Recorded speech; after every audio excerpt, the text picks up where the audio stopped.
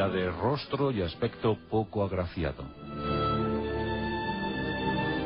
Pelirrojo, de cara asimétrica, marcada profundamente por las cicatrices, desdentado y con unas manos, según se contaba, ásperas como el pedernal. Vestía de forma muy austera. Apenas gastaba dinero porque apenas tenía necesidades materiales. Pero eso sí, amaba hasta la obstinación a su querida Roma, a la eterna ciudad, aquella urbe llamada a ser epicentro del universo conocido. Fue el más reaccionario, el mejor defensor de las rancias costumbres romanas, el dedo acusador de tantos hedonistas, de tantas familias patricias abandonadas a la molicie e impregnadas con las corrientes helenísticas que llegaban desde Oriente. Se llamaba Marco Porcio Catón, conocido por la historia como Catón el Viejo. Y conocido, por supuesto, además de sus eminentes dotes reaccionarias, conocido por ser, o por estar considerado como el padre de las letras latinas. Y escribió en latín solo por oposición a los que lo hacían en griego, porque en su tiempo Grecia lo dominaba todo.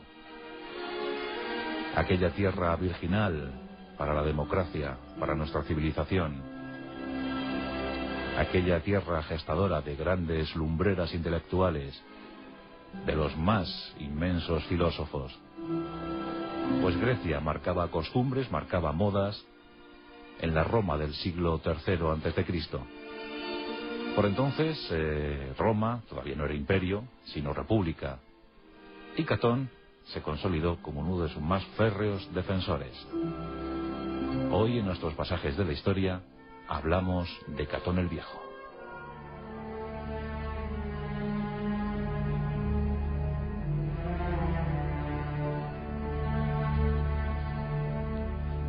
Marco Porcio Catón era de origen humilde, de origen plebeyo. Nació en el año 234 a.C. en Tusculum, una pequeña villa dedicada a la agricultura, a la ganadería, y muestra de ello lo daba el apellido el gentilicio de Catón, porque Porcio venía a significar que su familia en tiempos pretéritos había cuidado cerdos. Pero Catón también significaba otra cosa. Catón demostraba que en su familia no solamente se habían cuidado cerdos, sino que además alguno de los integrantes del clan había sido muy astuto.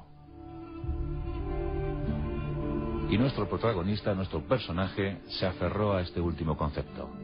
Y lo cierto es que era astuto. Astuto, noble, sincero y amante del país en el que nació. En ese año 234 a.C. había un enemigo colosal para la potencia latina, y ese no era otro sino Cartago. Las guerras púnicas estaban desolando buena parte del arco mediterráneo. Y Catón, desde bien joven, aprendió a odiar a este enemigo norteafricano. Fue una de sus constantes obsesiones a lo largo de su longeva vida, porque Catón llegó a vivir 85 años. 85 años llevados de forma muy frugal, de forma muy disciplinada, y eso lo aprendió siendo bien niño en Tusculum. En principio, Catón encauzó su vida hacia la agricultura. De hecho, se convirtió a lo largo de su existencia en un profundo conocedor de las técnicas agrícolas. Y escribió una de las pocas cosas, uno de los pocos libros que se conservan de él, es un tratado precisamente de agricultura. Es el único que se conserva completo. Luego algunos párrafos de alguna obra, pero se sabe que llegó a escribir pues, una compleja y una densa obra literaria, en la que se incluía, por supuesto, una enciclopedia en la que se narraba la vieja historia de Roma, la esencia de Roma, esa que tanto amó, esa que tanto defendió. Como os digo, no era un Adonis, pero ni falta que le hacía, porque su brillantez intelectual, su luminosidad, su personalidad, le cubrían cualquier imperfección física. Y desde muy pequeño se dedicó a trabajar en el campo, arando la tierra, extrayendo de esta su fruto. Y en principio nada hacía pensar que fuera a trabajar de otra cosa. Pero la casualidad, el destino, quiso que un viejo patricio romano, un viejo senador, buscara acomodo cerca de Tusculum. Allí se había preparado una estupenda jubilación y el anciano, pues bueno, además de meditar, porque estaba asqueado de la vida social en Roma, de las tendencias engorrosas, infames, envenenadas que había por la capital del mundo, pues en Tusculum se dedicaba a contemplar no solo la naturaleza, sino a los vecinos que tenía cerca. Y uno de estos vecinos era Catón. Le miraba todas las mañanas trabajar en el campo. Y a mediodía, justo cuando Catón se tomaba un pequeño descanso, el viejo senador, ese patricio, de vuelta de todo, se acercaba para conversar con él. De inmediato se percató que Catón no era un rudo agricultor, no era analfabeto, y empezó a interesarse por su vida, y pronto descubrió que Catón leía los clásicos en la clandestinidad. Catón pensaba que la cultura, a lo mejor, era una afrenta para la gente de condición humilde. Que alguien interesado en los clásicos, o alguien versado en Roma o en Grecia, en su historia, podía ser un obstáculo para el entendimiento con sus amigos, sus vecinos, los que le rodeaban. Era muy respetuoso con eso, y por eso leía a escondidas, por eso no quiso dar a entender a sus vecinos, a sus amigos, que él conocía más, que se había interesado por algo más, que buscaba en la cultura refugio para su alma. Este senador animó a Catón, a lo largo de muchas conversaciones, animó a Catón para que se proyectara socialmente, para que viajara a Roma, para que viajara a la capital y que allí intentara pues hacerse con un puesto, con un rango, con una posición social. Catón al principio no es que le hiciera mucho caso, pero poco a poco empezó a dejarse influenciar por las conversaciones animosas del senador. Y llegó el día en el que Catón dijo, ¿y por qué no? ¿Y por qué no probar en la gran urbe? ¿Por qué no probar en Roma? Tenía una secreta ambición, y esa era la de ser letrado, la de ser abogado. Y con ese sueño, Catón viajó a Roma.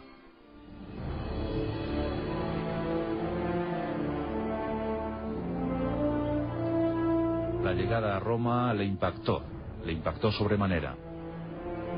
Empezó a hablar con unos y con otros, con algunos conocidos a los que, bueno, el viejo senador le había dicho que debía dirigirse.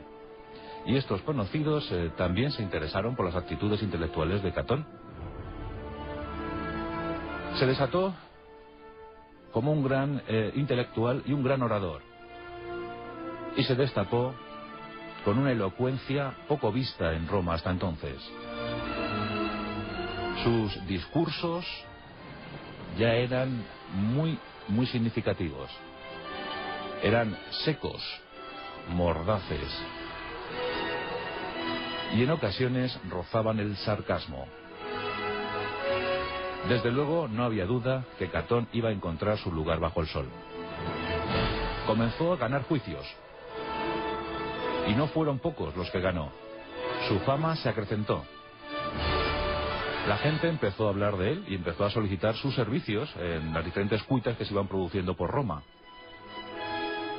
A los pocos meses ya tenía su propio equipo de abogados. Su, por llamarlo así, bufete funcionaba a la mar de bien. Todos los patricios de Roma querían contar con los servicios de Catón. Y por eso no es de extrañar que también surgiera la posibilidad de crecer en la vía política, en la vertiente política. Con 30 años fue elegido edil de Roma.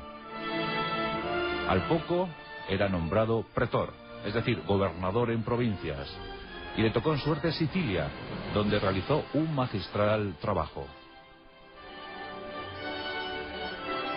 Así que Roma, tan necesitada de lumbreras, tan necesitada de gente que supiera dirigir los destinos de esa república, pues no tuvo la menor duda en concederle el cargo de cónsul, año 195 a.C. Catón ya es cónsul, uno de los 2 cónsules que cada año se elegían en los comicios populares. Esos 2 cónsules deberían afrontar los retos a los que se enfrentaba la expansiva República Romana. En ese momento había 2 focos de conflicto, uno en Grecia, donde se libraba la Segunda Guerra Macedónica, y el otro en Hispania, la recién adquirida perla de Roma. En Hispania, las tribus íberas luchaban con denuedo contra las legiones romanas. Y lo cierto es que era una guerra no declarada, pero tremendamente cruel. El conflicto era continuo, la guerra era continua, las bajas se podían contar por miles. Los pretores, por entonces las 2 provincias asistentes, la citerior y la ulterior, no conseguían controlar las revueltas, no conseguían controlar el ardor combativo de las tribus autóctonas. Los ilergetas, los vergesitanos, los turbetanos, había un sinfín de entramados tribales que hacían la vida imposible a las legiones romanas.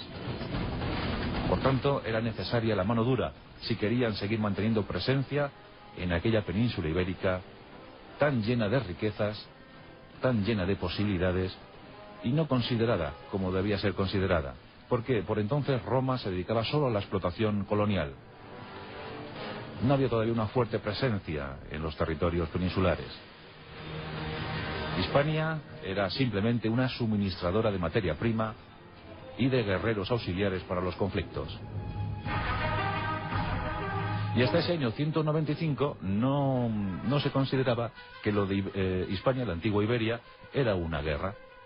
Simplemente se atribuía a lo de las tribus aborígenes, pues bueno, revueltas, malos entendidos, idas y venidas, ofensivas y contraofensivas, pero no una guerra en el estilo que se podía entender allí en el siglo II ya después de Cristo, antes de Cristo.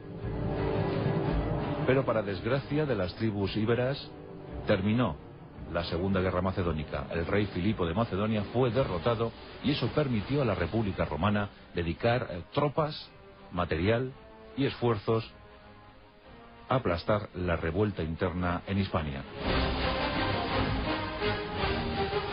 El encargado de esa misión fue Catón. En su flamante cargo de cónsul anual, asumió el mando de 2 legiones, además de las que se enviaban a los pretores de las provincias citerior y ulterior. Por tanto, Catón, con una flota inmensa de 25 naves cargadas de legionarios, pues Catón pone pie en la península ibérica en ese año 195 a.C. y lo hace en Rodes, en la actual Rosas, en la actual Cataluña. Los investigadores no se ponen de acuerdo a la hora de valorar, a la hora de saber cuántos legionarios, cuántos hombres estaban bajo el mando de Catón. Unos hablan de 52.000, otros elevan la cifra a 70.000. Bueno, yo creo que lo más razonable es pensar que unos 60.000, unas 6 legiones, la legión habitual, la legión regular, más la tropa auxiliar que podía contar, unos 60.000 hombres quedaban bajo el mando del cónsul Catón. Los ilergetas, muy debilitados por entonces, quisieron pactar con lo que se les venía encima, porque Catón no estaba dispuesto a pactos, no estaba dispuesto a urdir ninguna trama, ningún protocolo con ninguna tribu irredenta. Por tanto, los ilergetas sabían que la derrota era más que segura si se enfrentaban en campo abierto a los legionarios. Intentaron negociar con Catón, pero este hizo oídos sordos. En cambio, tomó rehenes para evitar un ataque por la espalda y dejó a los ilergetas al margen de la guerra.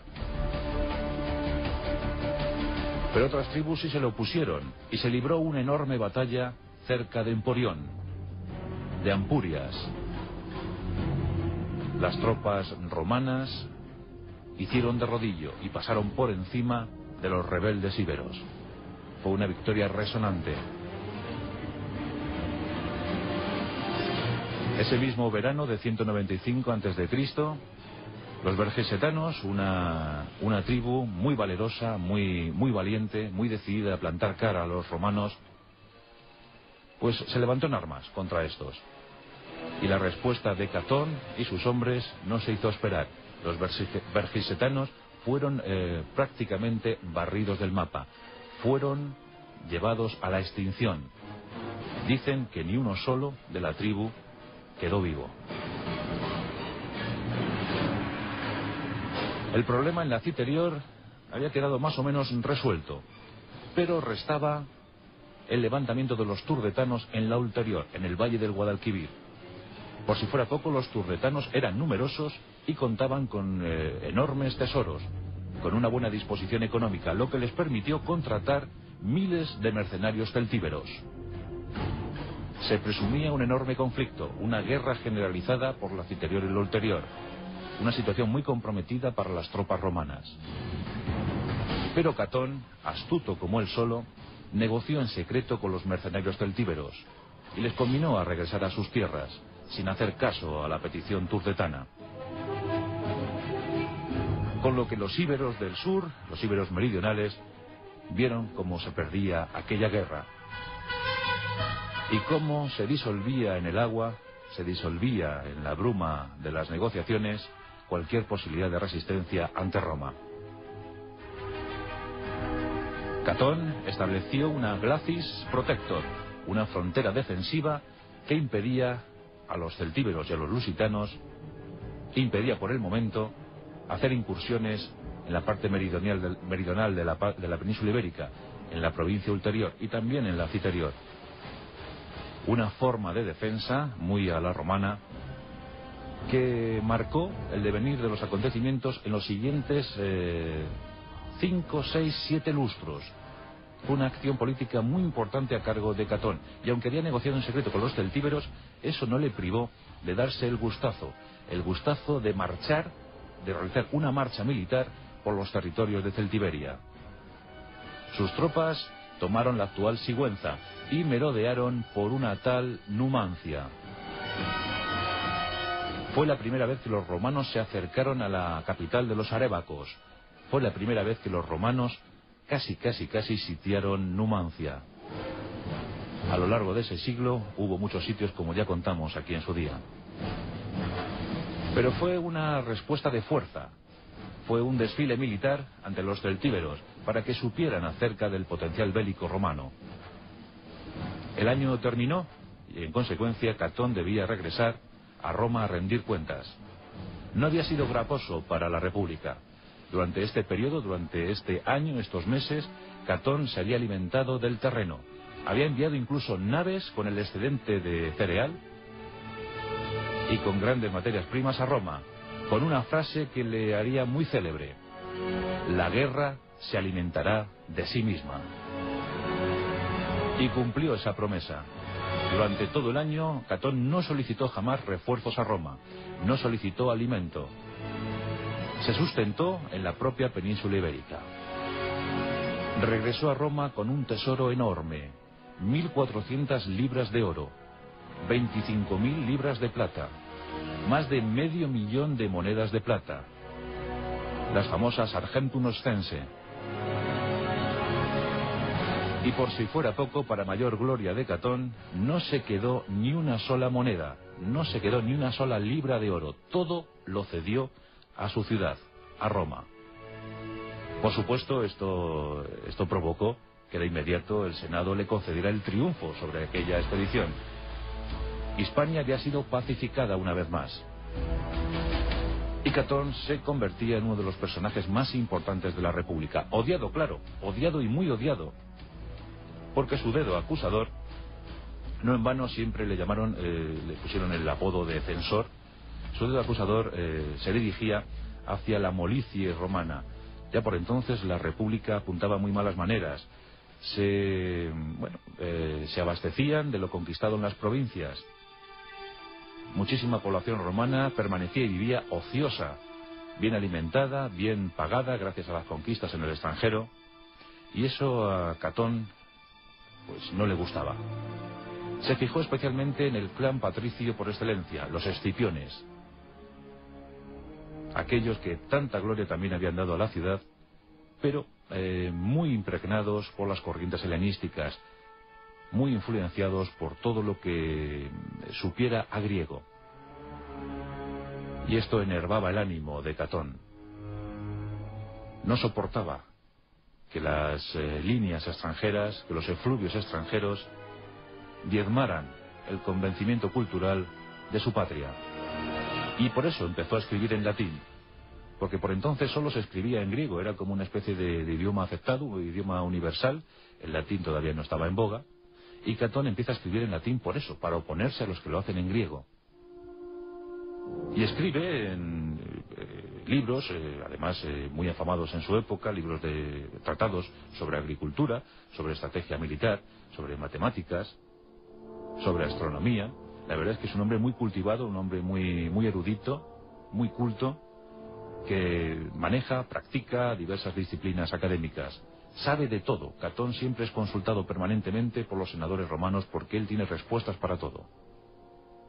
Y claro, tiene muchos enemigos porque en esos clanes arraigados desde el nacimiento de Roma, en ese 753 a.C., pues en esos clanes no soportan la rigurosidad de Catón el Viejo.